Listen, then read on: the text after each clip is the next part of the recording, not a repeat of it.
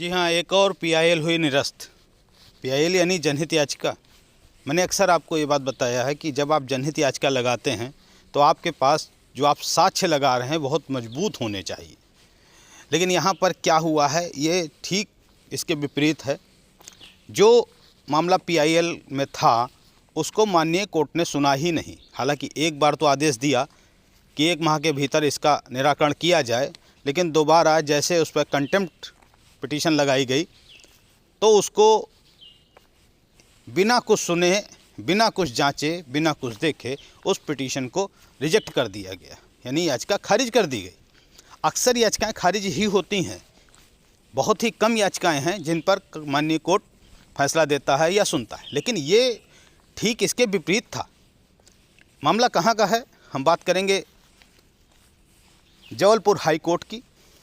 Hello सो नमस्कार, मेरा नाम है आलोक कुमार। आज हम बात करेंगे रिट पिटीशन 28/288/2021 की, जिसमें 21 अभिकर्ताओं ने मिल करके अपने जमाकर्ताओं, लगभग 500 से ज़्यादा जमाकर्ताओं के हितों की रक्षा के लिए, भुगतान के लिए ये रिट पिटीशन लगाया था, जिसको कि माननीय जबलपुर हाई कोर्ट ने इस पर सुनवाई करते हुए 1 माह के भीतर का भुगतान करने का आदेश दिया था। लेकिन इसके साथ साथ इस पर कोई कार्रवाई नहीं हो सकी, तो इसके दोबारा फिर से पिटीशन लगाई गई, इसी को आधार बनाते हुए, जिसका नंबर है 3959/2023। ये कंटेम्प्ट पिटीशन थी। कंटेम्प्ट पिटीशन में सीआरसीएस की तरफ से कोर्ट ने सीआरसीएस को बोला था, सीआरसीएस ने जवाब दिया कि भारत सरकार के द्वारा भुगतान की प्रक्रिया चलाई जा रही है, पोर्टल के माध्यम से लोगों का भुगतान किया जाएगा। लेकिन मामला यहाँ पर क्या है, इसको समझने की ज़रूरत है, क्योंकि जो याचिका लगाई गई थी वो इस पोर्टल से बिल्कुल अलग थी। क्योंकि याचिका लगी थी 2021 में, 2021 में पोर्टल नहीं था। इसके बाद पोर्टल अभी आया है, लेकिन याचिका में भी जो पोर्टल आया है उसमें आपको 3 सोसाइटियों का, बल्कि 4 सोसाइटी को पैसा देने की बात कही जा रही। लेकिन ये जो पिटीशन थी ये Q shop unique product limited, commercial और अन्य को लेकर के थी, जिसको कि मैं कहता हूँ इसका तो भुगतान पोर्टल से होगा ही नहीं, तो उसी भुगतान को लेकर के याचिका लगाई गई थी। लेकिन यहाँ पर 21/7/2023 को जो सीआरसी ने बताया कि हमने सरकार के आदेश पे ये पोर्टल लॉन्च कर दिया है, इससे सभी का भुगतान होगा। इसके बाद माननीय जबलपुर हाई कोर्ट ने, सिंगल बेंच ने सुनवाई कर रहे थे, उन्होंने यकायक 12/12/2023 यानी 12 दिसंबर 2023 को बिना कुछ सोचे, बिना कुछ समझे इस पिटीशन को निरस्त कर दिया।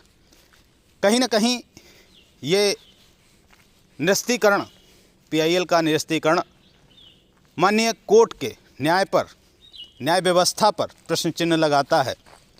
क्योंकि जो भुगतान की बात कही जा रही है, ये जो पिटीशन थी जिसमें लगभग 500 जमाकर्ताओं का हित, 500 जमाकर्ताओं का भुगतान का मामला था, जिसको माननीय कोर्ट ने नज़रअंदाज करते हुए उसको निरस्त कर दिया। जबकि भुगतान Q shop unique product limited, commercial और अन्य का मांगा जा रहा था, ना कि सोसाइटी का मांगा जा रहा था।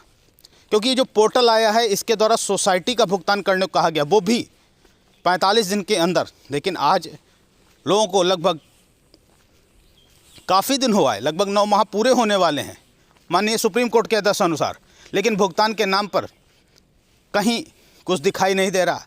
लगभग 300 करोड़ रुपए का ही मात्र भुगतान हो पाया है, और इसका पूरा डाटा आपको 29 दिसंबर तक माननीय सुप्रीम कोर्ट में सीआरसी पेश करेगी, सरकार पेश करेगी। इस पर पूरा क्लियरेशन आपको 29 के बाद ही मिल पाएगा। लेकिन अभी तक जो आरटीआई के माध्यम से जानकारियाँ मिल रही हैं, 300 करोड़ के आसपास का भुगतान हुआ है, और जिसमें जो पीड़ित हैं वो लगभग 3 लाख के आसपास लोग होंगे जिनको पैसा मिला होगा, बल्कि ना के बराबर।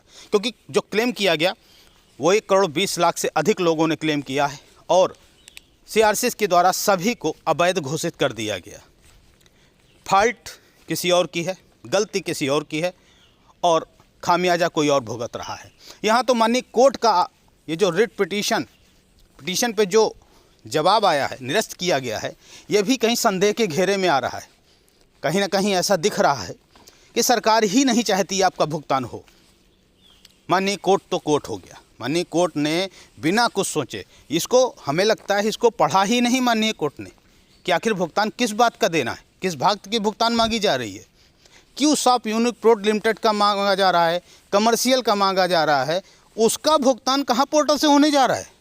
माननीय कोर्ट को निरस्तीकरण जो किया है उसको ध्यान देना होगा और आगे इस पर तत्काल निर्णय ले, क्योंकि इस प्रकार से अगर आप न्याय की अनदेखी करेंगे तो कहीं ना कहीं न्याय व्यवस्था से लोगों का भरोसा उठ जाएगा। आपकी क्या राय है, कमेंट्स के माध्यम से बता सकते हैं, हमें सपोर्ट कर सकते हैं। जय हिंद, जय भारत।